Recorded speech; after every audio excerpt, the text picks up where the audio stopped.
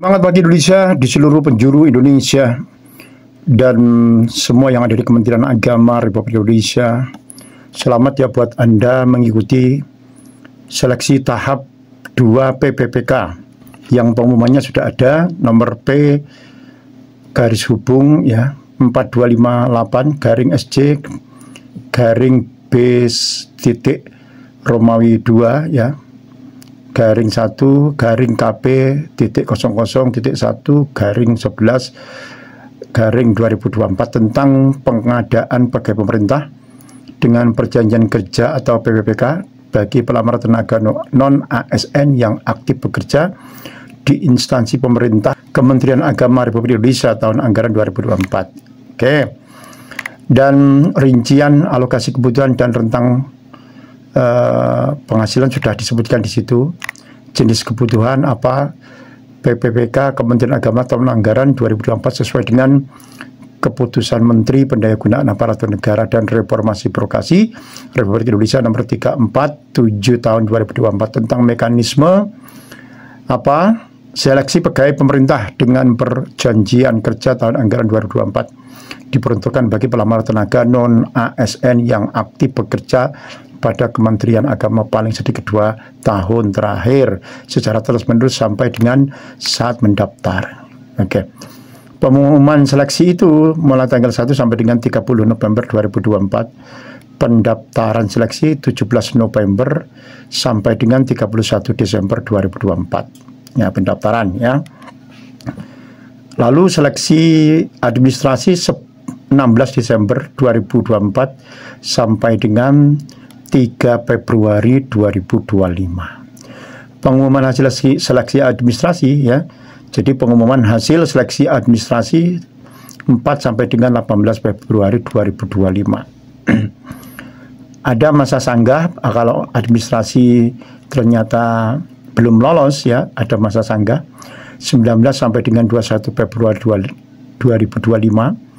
Jawab sanggah 20 Februari sampai dengan 27 Februari 2025. Pengumuman pasca masa sanggah 22 Februari hingga 28 Februari 2025. Kemudian penarikan data final itu 1 sampai dengan 7 Maret 2025. Pemetaan titik lokasi seleksi kompetensi 8 sampai dengan 23 Maret 2025. Ikuti ini video ini ya, jadi biar Anda mendengarkan ya, melihat atau mendengarkan boleh, yang penting YouTube-nya diputar aja ya, biar apa ada keyakinan ya, kemapanan pikiran ya, biar lolos semuanya. Saya doakan lolos semuanya. Lalu penjadwalan seleksi kompetensi 24 ya, 24 sampai dengan 8 April 2025 nanti apa penjadwalan itu ya. Kemudian pengumuman daftar peserta waktu dan tempat seleksi kompetensi 9 sampai dengan 16 April 2025. Pelaksanaan seleksi kompetensi. Nah ini 2 hari sebelumnya sampean sudah harus siap-siap, sudah pakai mobil apa aja, kendaraan apa saja, dan pastikan di mana tempat Anda mengikuti atau melaksanakan seleksi kompetensi, yaitu sekitar 17 April sampai dengan 16 Mei 2025 ya. Pengolahan nilai seleksi kompetensi 22 April sampai dengan 21 Mei 2025. Nanti hasilnya itu langsung muncul ya. Anda misalnya berapa dan berapa, seperti itu. Pengolahan nilai seleksi kompetensi 22 April sampai dengan 21 Mei 2025 ya, ini yang sudah saya sebutkan ini tadi ya. Kemudian pelaksanaan seleksi kompetensi teknis 22 April hingga 31 Mei hingga pengisian DRHNI ya.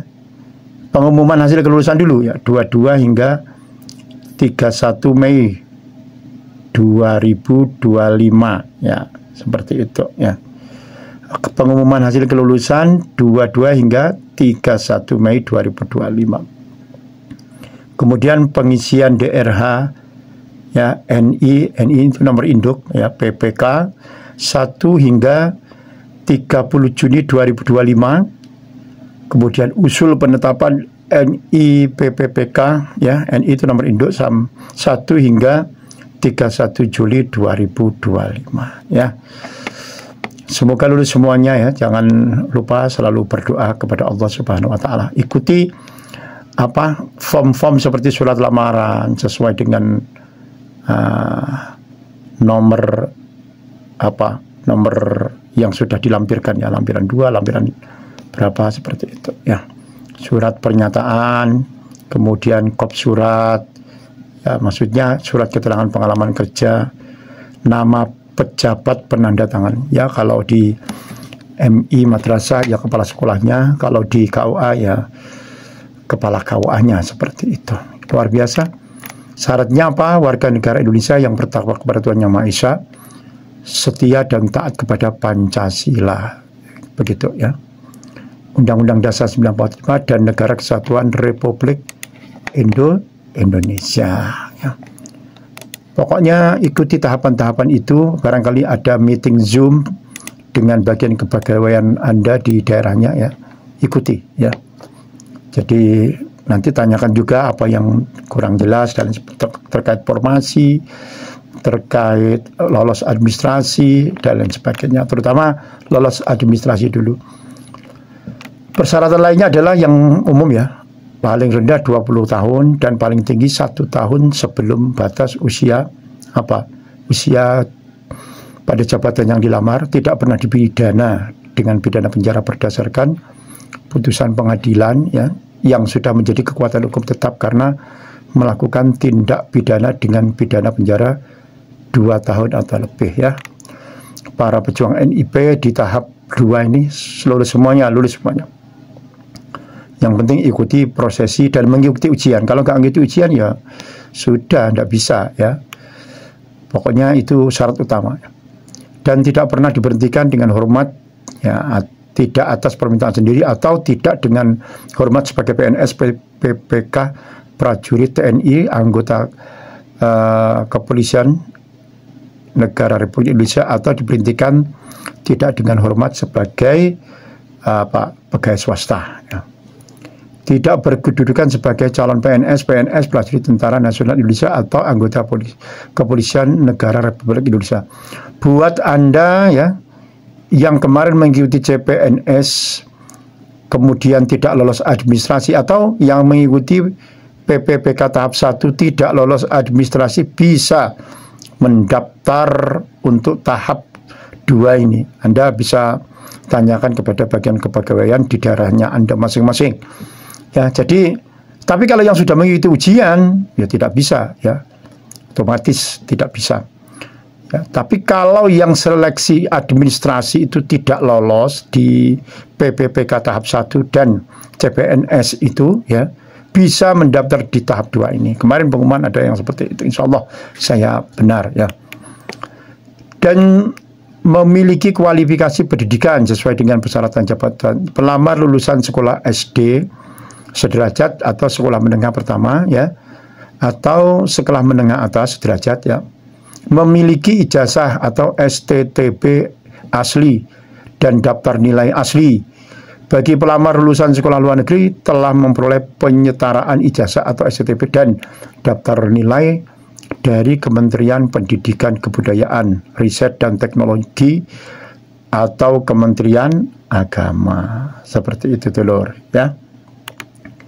Bagi yang hilang, bagaimana STTB-nya?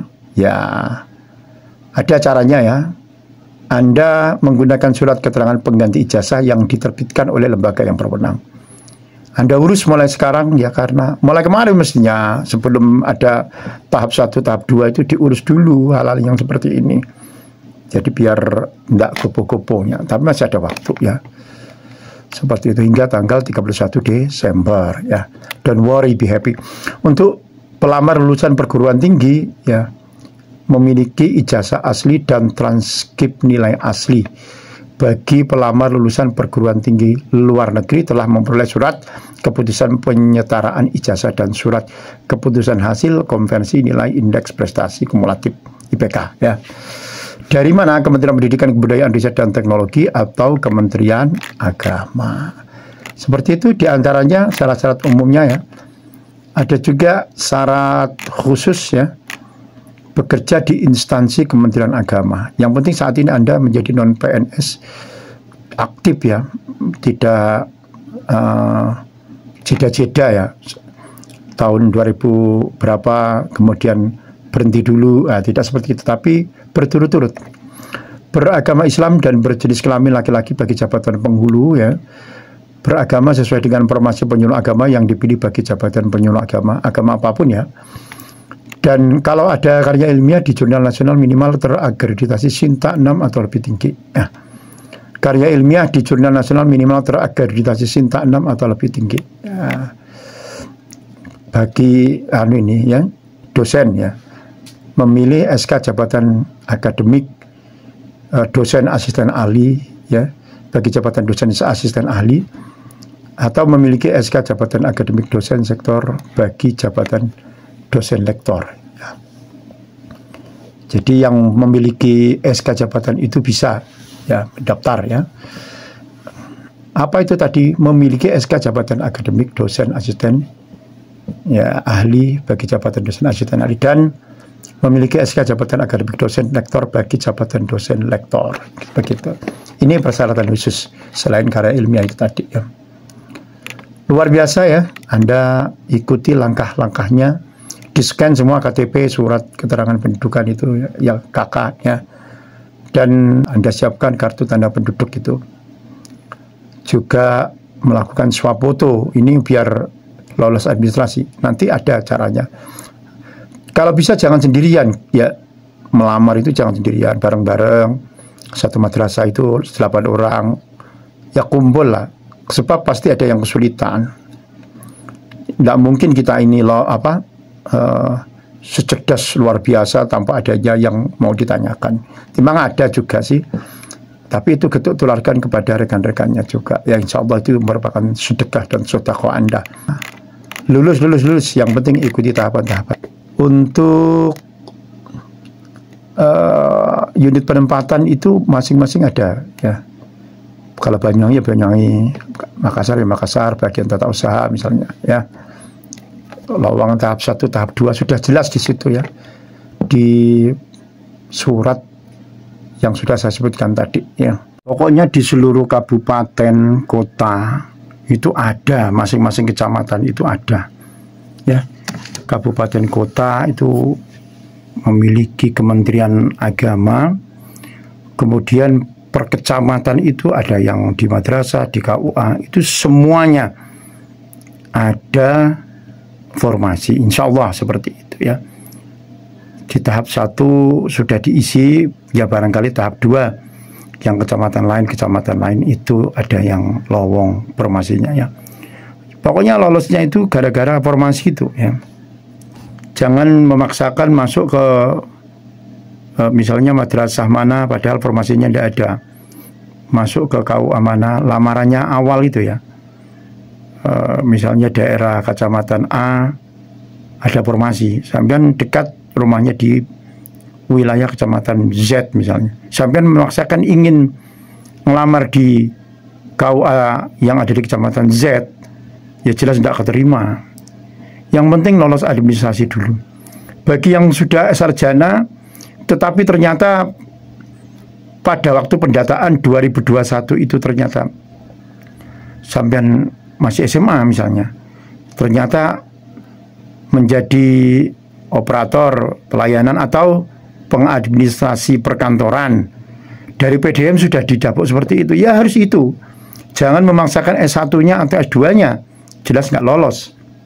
Nggak bisa seleksi seleksi atau ujian ya, seleksi P3K ya, yang nanti akan dilaksanakan di ibu kotanya biasanya ya, atau ditempatkan di titik lokasi yang sudah diplot oleh PDM ya, seperti itu, oleh BKN. Pokoknya ikuti prosesnya, jangan lupa sering konsultasi, komunikasi, koordinasi dengan kantor Kementerian Agama Republik Indonesia di kabupatennya masing-masing. Ya, saling tanya, saling jawab, saling akrab dengan SS ASN insya Allah begitu ya. Lihat dulu PDM-nya ya, PDM-nya dan lain sebagainya. Pokoknya saling konsultasi ya, saling memberi, saling menerima. Seperti itu ya. Untuk surat lamaran, kemudian surat keterangan atau surat pernyataan dan surat pengalaman kerja itu harus ditandatangani asli, tidak boleh pakai tanda tangan stempel ya, tidak boleh, harus tanda tangan asli pokoknya. Kalau jauh rumahnya atau pas libur ya ke sana, harus korban waktu, korban tenaga ya, ada biaya-biaya ngeprint dan lain sebagainya ya, harus begitu. Itu namanya ikhtiar dan usaha.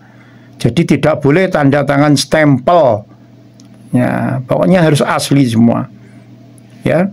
Seperti itu dulur, biar nggak keliru, biar nggak salah ya, nanti nggak lolos administrasi. Perangko tidak boleh memakai perangko yang sudah ditandatangani di lembaran lain, mending beli baru saja. Soalnya di situ ada nomor serinya ya, di situ ada nomor serinya. Jangan coba-coba pakai perangko yang sudah terpakai, beli baru ya. 11.000 insya Allah atau 12.000 ya. Jadi nanti surat lamaran, surat pengalaman kerja, surat pernyataan itu semua pakai materai ya. Nggak tahu yang surat lamaran ya, seperti itu ya. Pokoknya kalau surat pernyataan sama surat pengalaman kerja semuanya pakai materai ya. Jadi harus hati-hati, tidak boleh nanti nggak tahu, nanti nggak, wah jangan kira ya. Yang ahli pegawaian atau PKN itu sangat teliti dan sangat paham tentang administrasi ya. Mana yang palsu, mana yang tidak, itu segera ya. Yang ijazah atau STTB-nya hilang, segera menuju ke sekolahnya masing-masing untuk meminta surat pengganti ijazah. Seperti itu. Ini sudah sering saya katakan. Urus mulai sekarang. Ya, yang sudah agak lama mengurus ya, alhamdulillah sukses. Tinggal tahapan-tahapan yang lainnya.